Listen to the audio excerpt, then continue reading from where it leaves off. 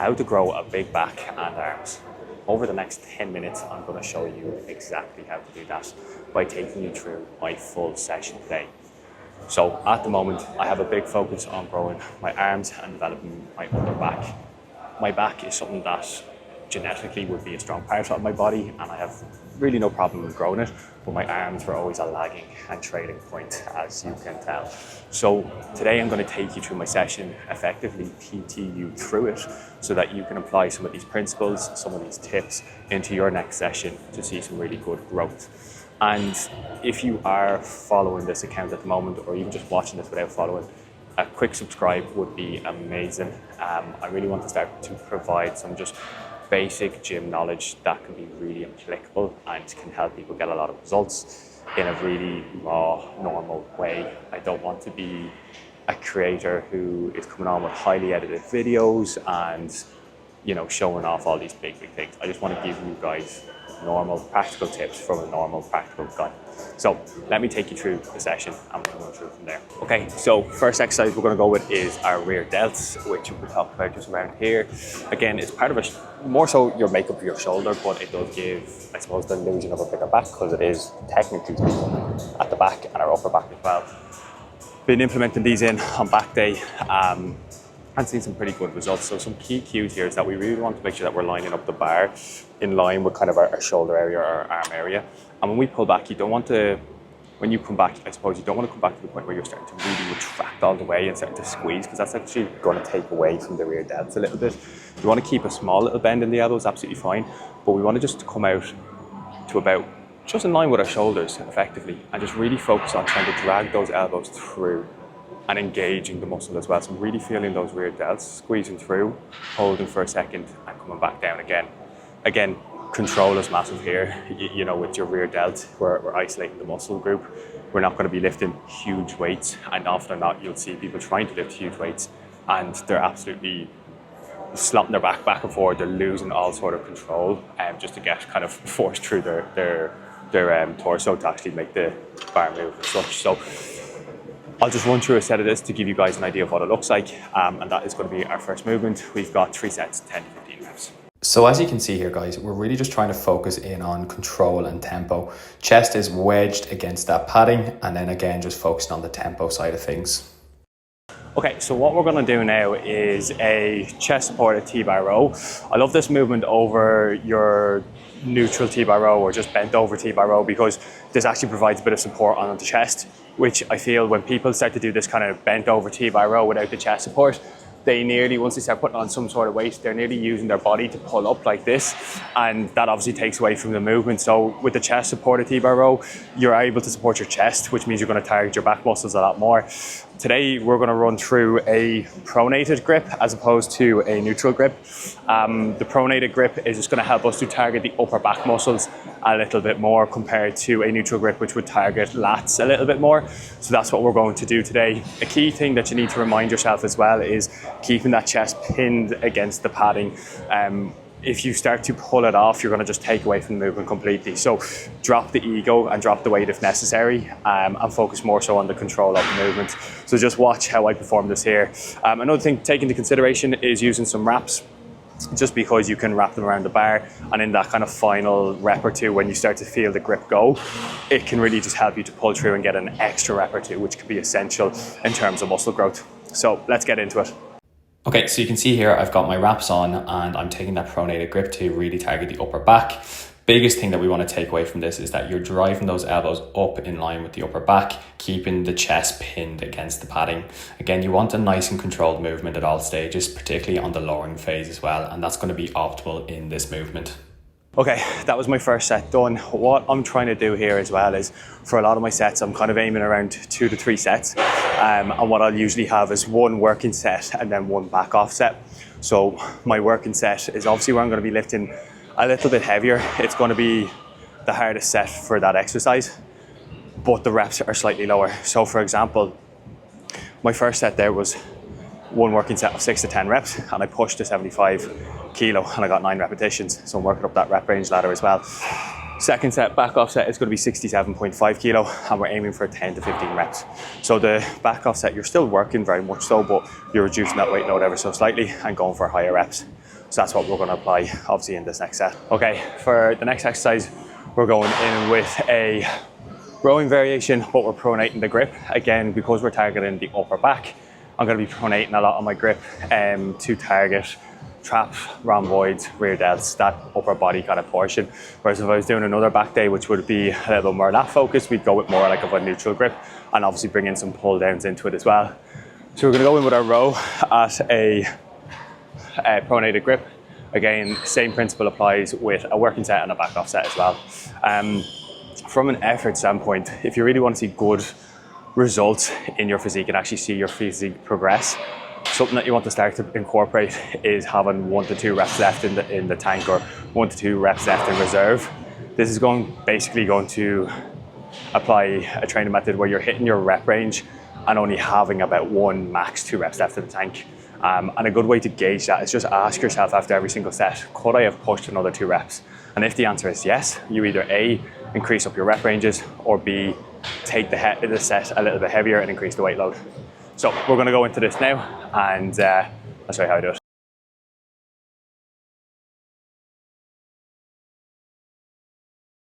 Another great thing to take into consideration is, let's say you're going through your set and you're doing a working set of 6 to 10 reps, and halfway through it you're thinking, I'm feeling really good throughout this movement right now, I'm feeling strong, I'm pushing it quite well, I'm definitely going to get more than 10 repetitions. Don't just stop because your plan said 6 to 10 reps. Push through and actually complete that set at 11, 12, 13 reps. It's just a good indication that you're growing, and at the end of the day, a good workout is going to be dependent on how much effort you're putting into every single exercise. So if you're stopping shy of truly hitting that true potential or that effort because your plan is telling you to hit 6 to 10 reps, well, then you're not getting the best out of your plan. So push through and make adjustments for the next exercise. Prime example, I just did my working set there with 6 to 10 reps, and I had the 40 kilo on it. I actually got 12 reps altogether. But in my head, I come in towards rep 8 or 9. I was like, I definitely have more in the tank. Drive it out as much as you can, and I did. So now I'll put that as my back off set, and I'm going to go into my working set now and just increase the weight a little bit more. That will reflect a 6 to 10 rep range. And it's progress. It's a good thing, because now I know in my head, well, I was hitting 40 kg last week or 2 weeks ago, and I was getting within that 6 to 10 rep range, but I smashed it out of the park today. That's a good sign, you know? Okay, so next thing we're going to do some shrugs. Again, I think shrugs is like what I imagine that every guy starts off with in the gym, because they see the big fella in the corner just going whoo, whoo, whoo, like this, and then it's kind of a case of like, how big can I like inflate my ego here and how much I can lift? When in reality, like, shrugs are a great movement, particularly getting like trap development and really upper back development. But a lot of people will just go in lifting like really heavy weights, and then they're just like, again, throwing their body up and down. Whereas we actually want to like control this movement a lot more. Slight hinge in the hips, control and focus on pulling those shoulder blades up and slightly back a little bit, trying to just really squeeze in nice and tight at the very top of the movement, and then control it down nice and slow. That's really going to help to engage the trap muscles in their entirety. So I'm going to do it. There's a Watson split squat machine here. That's where I've been doing it. I find it great to do it on something that gives you a little bit of control as well. Like a Smith machine is a really nice way to do it as well. And again, I'm going to bring in my wraps because my grip is brutal. But you'll just see here how kind of a lot more controlled I am in the movement, instead of slapping a load of weight on and just hoping for the best. Just re-emphasizing here that control and form is the most important thing. So you can see me really focusing on shrugging those shoulders up and slightly back as well, while controlling the negative on the way down. So the next movement is a neutral grip pull-up. I actually thought I was recording the set when I was talking, but didn't. So here we are with a voiceover. And the biggest focus again here is actually on our lats. So I know obviously we're going to be emphasizing the upper body in this particular session, but we do want to get a little bit of lat work in there. So this is what we're really looking for here. Again, the assistance with the weight is going to help me to control it and get more reps in, so I'm making the most out of this movement. If you have a look, I'm really trying to drive those elbows in towards my hip area, and then a focus on slowly controlling the negative on the way back down. Okay, so now we're going on to the arm section, starting it off with some assisted dips. Again, bringing in the assisted machine because I am starting to fatigue a little bit into the session now. That's just going to help me get more bang for my buck in the actual movement. So we're going to go in, do a few sets here, 2 sets, and then we're going to move into another tricep movement. So there's a lot of similar rationale to using the assistance here for the dips alongside the pull-ups. Again, I really want to focus in on the eccentric, the lowering phase, and controlling it all the way down while driving up nice and strong. Okay, so we're going on to our next tricep movement, which is a tricep extension. And I'm going to use a long rope attachment. If you don't have one in your gym, just get 2 of the rope attachments, put them together, and that'll work absolutely fine. This is just going to help me to get full extension completely down and hit all 3 heads of the tricep. So that's why I'm going to do it. Now, I'm not going to take a video of this one because my battery is literally on 10% and I want to run you through the rest of the session. So I'm going to go into it. We've got 2 sets, 10 to 15 reps. Again, a big thing here is actually maintaining correct form. Locking the elbows in and keeping them locked in while driving down the full weight. Well, we want to try and minimize any sort of movement from our body because we really want to target all 3 heads of the tricep. So if you get in, for example, here, lock the elbows in, and that's their starting position and finishing position. So you're coming down, extended out fully, and then coming back up again. Instead of trying to use the body to force yourself down, or as you come up, allowing the elbows to come up as well. So that's just an important tip when it comes to this movement. Okay, so we're going to go on to a bicep preacher curl. I like to include a bicep movement that's focusing on the shortened range, which is a preacher curl, and then a movement that's going to focus more so on the lengthened range, which is like a cable curl. So we're going to start off with this one first. It's really important when you're setting up or adjusting for a preacher curl that you effectively want to line your elbow up with the pivot point of the machine, and that's how you are going to know if you're lining up correctly. Again, we want to keep the tricep proportion firmly placed in on the padding, and then we're going to line it up with the handle as well, so that when we lift up, the elbow, shoulder, elbow, wrist is all in line with each other. It's in line with the pivot point as well. That's going to be the most optimal setup for the bicep preacher curl. Fairly straightforward. You would then adjust the seat based off obviously where you're positioning yourself then. So I'm going to go into this set and you can see how I perform it. Okay, we're going to go into a dual bicep cable curl. Idea about this is hit the biceps in the lengthened position, just hit the kind of bottom part of the bicep a little bit more. And yeah, I kind of just do that between preacher curl and this dual cable bicep curl. They're my kind of go-tos for improving the bicep. Again, one thing we want to take into consideration here is that you're not trying to use excessive swinging or excessive force to get the movement up. It's an isolation exercise, so like you're not going to be stacking mad weights onto it. You'd rather kind of sacrifice dropping a weight load down a little bit in order to maintain good form and technique throughout. So when you're doing this movement, you want to really keep the biceps just slightly past the rib cage and locked in. And we're just bringing them up to about just past the 90-degree angle ever so slightly. Once you start bringing it up further like this, which you see a lot of people doing, you're then essentially stacking the load into the wrist and into the arm as opposed to the actual bicep itself.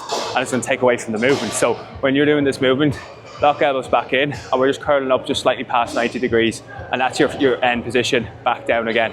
So up, back down, okay? So that's just some practical tips to take into consideration with the bicep.